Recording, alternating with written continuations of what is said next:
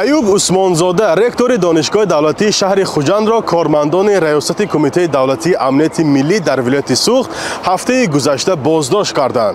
در این باره چند منبع باوربخش رادیو آزادی خبر دادند.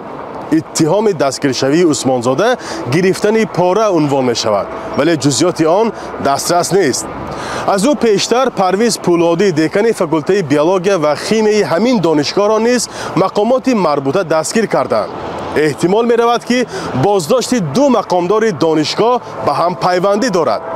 در همین حال مسئولان وزارت معارف و علم تاجیکستان و هم ریاست دانشگاه دولتی خوجند میگویند در این باره هیچ اطلاع رسمی نگرفتند، ولی همکاران و هم مسئولان شعبه کادرهای دانشگاه در صحبت حضوری به ما گفتند که تقریبا 10 روز باز رکتور دانشگاه در جای کارش نیست. اینچنین برای رخصتی مهنتی بهتر کردن وضع سلامتی و هم سفر کاری نیز اجازه نگرفته است. پیوندان ایوب عثمانزاده در عین حال راضی نیستند که در نزد دوربین مسئله را شرح دهند، ولی گفتند که نسبت رکتور بدی کردند و امید از آزاد شویش را دارند. با این حال موقع خود عثمانزاده به اتهام معلوم نیست و هم ناروشن است که آیا وکیل دفاع دارد یا نه.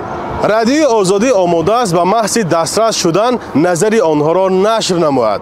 با عیب رشوه‌ستانی بازداشت شدن استادان دومین دانشگاه کلانترین تاجیکستان گپی نو نیست. از این پیشتر رئیس بنگاه مبارزه با کروپسیا در ولایت سوخت دانشگاه دولتی شهر خوجند را مؤسسه نامید که فساد مالی در آن به اوج رسیده است. با اطلاع مسئولان آژانسی تنها در سال گذشته 49 مورد جنایت‌های کروپسیونی را در دانشگاه آشکار کردند.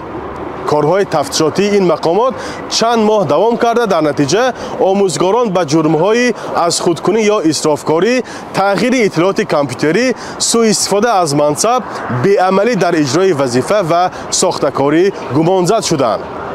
حکم دادرس به این عیبنامه‌ها معلوم نیست، ولی رهبریت دانشگاه با تصدیق این حالت‌ها گفته بود که این افراد جزا گرفتند.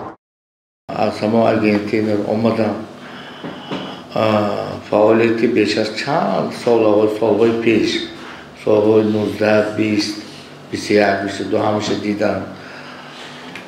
خلاصه خودشون رو گفتن طبق خلاصه پیشنهاد کرده آنها، آن شخصانی که در همین وظیفه ها کار میکردن به همین خطابی ها راه دادن، به همین آنها هم از جانب مقامات دفتر هر از جانب رهبری دانشگاه چاره‌های انتظامی اندیشه شده، آنها به دیگر وظیفه ها گذرانده شده.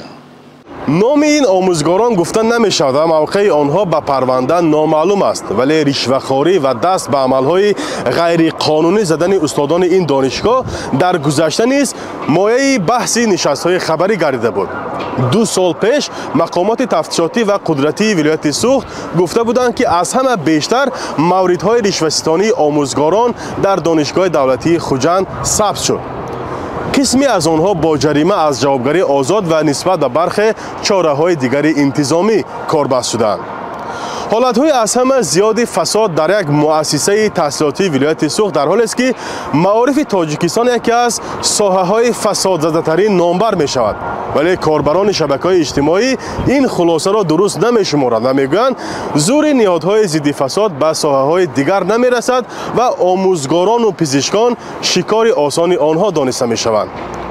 با وجود ردیه مقامات تاجیکستان، سطح بلند فسادزدگی تقریبا همه ساحه ها را سازمان های بین الملل در گزارش های همه ساله نگران کننده می نامند. فرزان محمدی، رادیو آزادی، شهر خوجند.